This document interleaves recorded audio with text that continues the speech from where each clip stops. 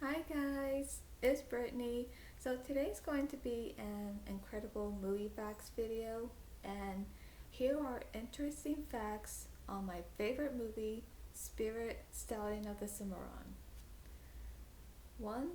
The opening scene, nicknamed the Homeland Pan by the filmmakers, took over 9 months to design.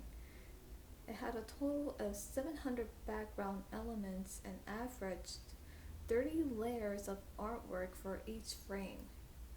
Now that is really hard work, especially when you're doing an animated movie and you have to paint um, the background, the scenery for the movie, and to include the animated characters in it, and to add elements to it like weather, like if it's rain, snow, or leaves blowing in the wind, or clouds moving, anything like that. That takes a lot of hard work. And considering it took how long?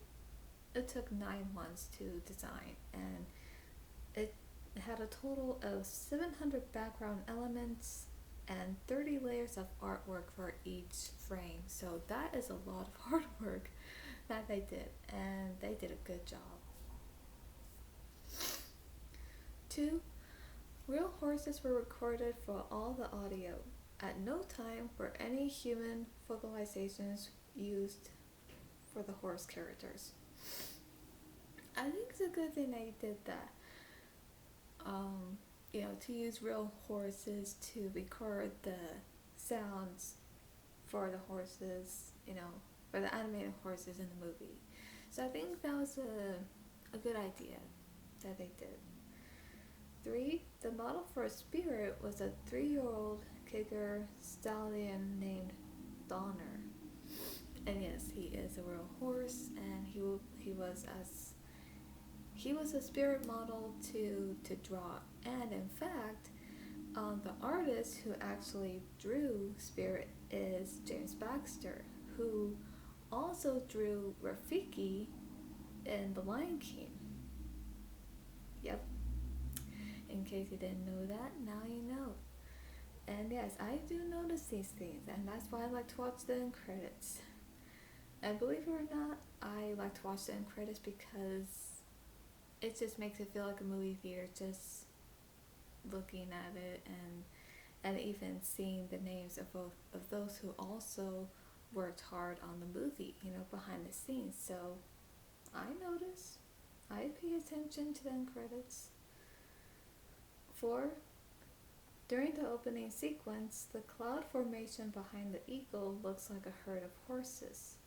Also, when Spirit is chasing the eagle a while later, his shadow and the eagle merge together, making Spirit appear to have wings. And yes, that's what you do see in the movie. I think it's something quite neat that the animators decide to put together in the movie.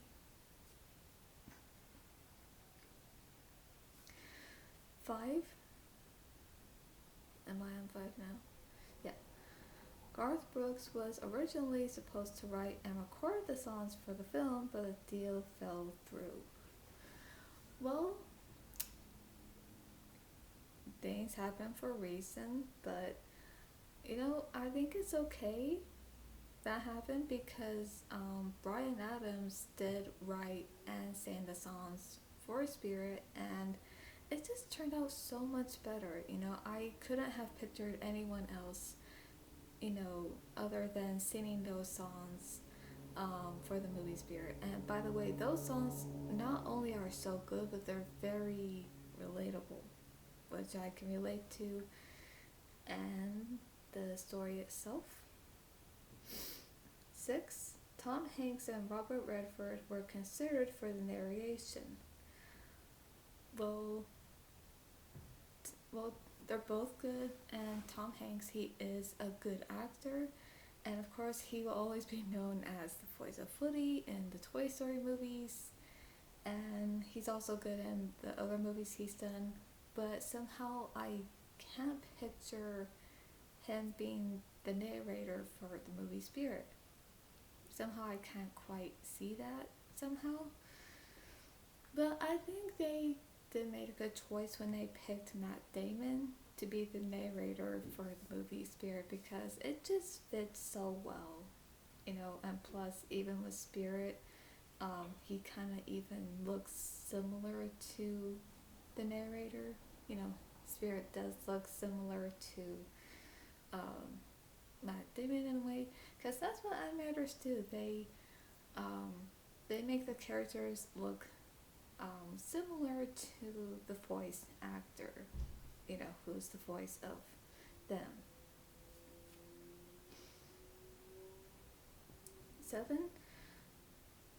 DreamWorks did a phenomenal job of doing their homework and portraying the uniques in a very believable way in regards to the horse's body, language, motion of the bodies, and gaits. The only flaw as it pertains to the horses is the portrayal of Rain's markings of both sides. No horse has completely mirror image, perfectly symmetrically markings or coloring. Well, that is true. I mean, real life horses, when they have markings, it's gonna be in different places and it's not gonna be matched. It's not gonna look the exact same on one side, I mean, I do get that. I understand that. But I think they probably did that for Rain in the movie just because, I don't know, just so that way you could have like this one white spot that looks the same on one side but looks the same on the other. So maybe they just want to do that. I don't know, but anyway, they did a good job on that too. 8. There was a book called Esperanza that was a prequel based around Spirit's parents. Spirit's dad is a black stallion named Strider.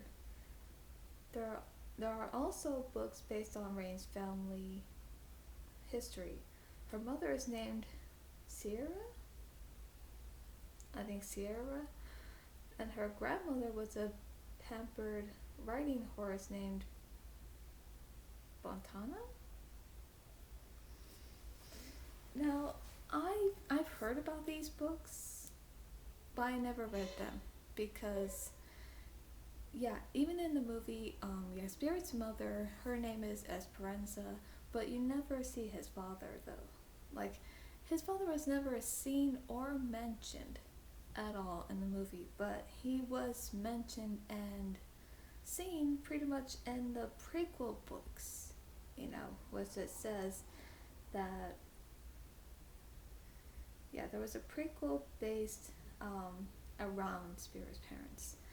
And yeah, and that's something I've always wondered, like, how come there is no mention, or how come we don't even see Spirit's dad, not even a little bit? And how come we don't get to know whether or not if he was still alive or not? And if he was, what happened to him? Is he captured and someone's keeping him far away from him? Like, I don't know. Or did he somehow die? But of course, even that's never mentioned. Like, oh my goodness.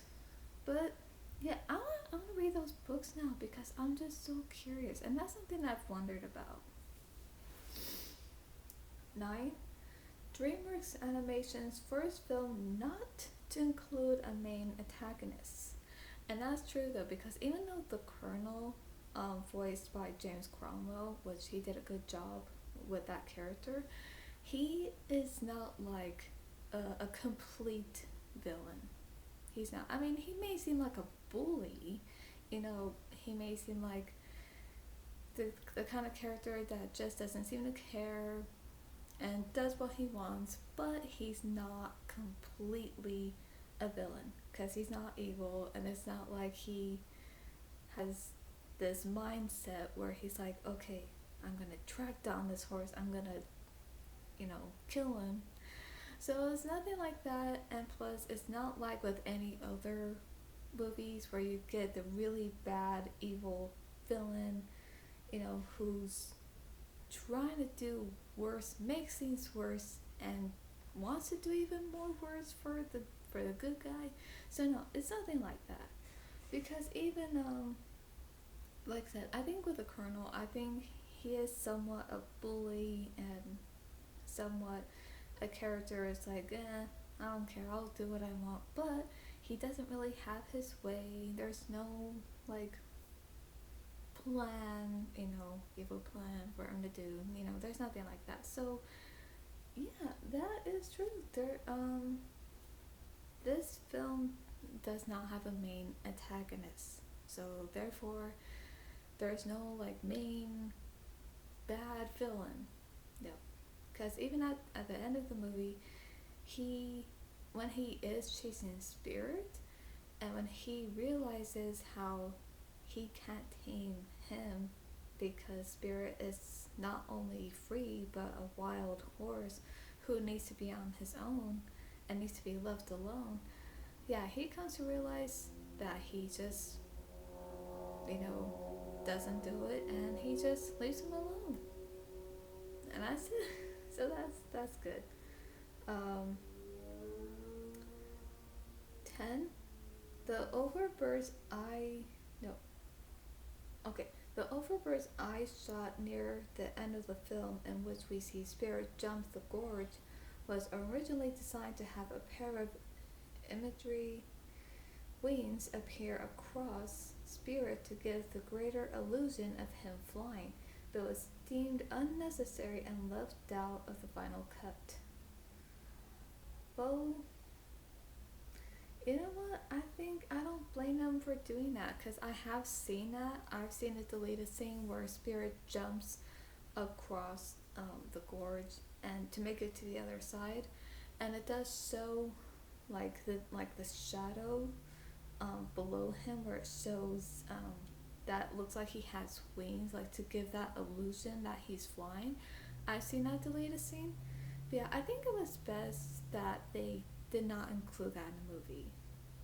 Now, of course, it is shown in the movie that he does jump, but there's no shadow, like we don't see that. But I think that's okay, because all we see is just Spirit just making this long jump, and of course it gives me the idea that he's, well, almost like in a way flying, because he's trying to make it to the other side. But that is a great scene, and I love it. And that is all for these facts on Spirit. And for those of you who probably haven't seen it, I highly recommend it. It's such an amazing movie, and it's my favorite movie, and personally I can relate to it. The songs, the story, and Spirit himself, I think once you watch it, you may somehow, maybe you might relate to it as well, maybe, but then again, I think it's just something that you just need to watch. It's just a great movie, and I just really love it. And for those who worked really hard on this movie on screen and both behind the scenes and just putting it together, you all did a great job. And also, another fun fact, but I love this movie so much, and the writer who wrote this story is John Fusco, and he wrote the story of Thunderheart, but also of Young Guns 1 and 2, and he also wrote the story for Spirit.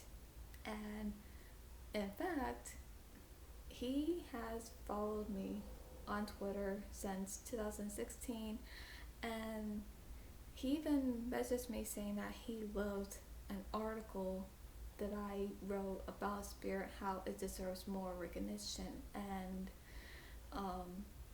yeah, so he follows me both on Twitter and Instagram, and I just gotta say thank you for that. I really love Spirit, and he knows that. He knows that I'm a big fan of Spirit and all that. So yeah, thank you for that, and I hope all of you enjoyed this video, and I hope those who haven't seen Spirit, I highly recommend it, and please go watch it, because I would watch it.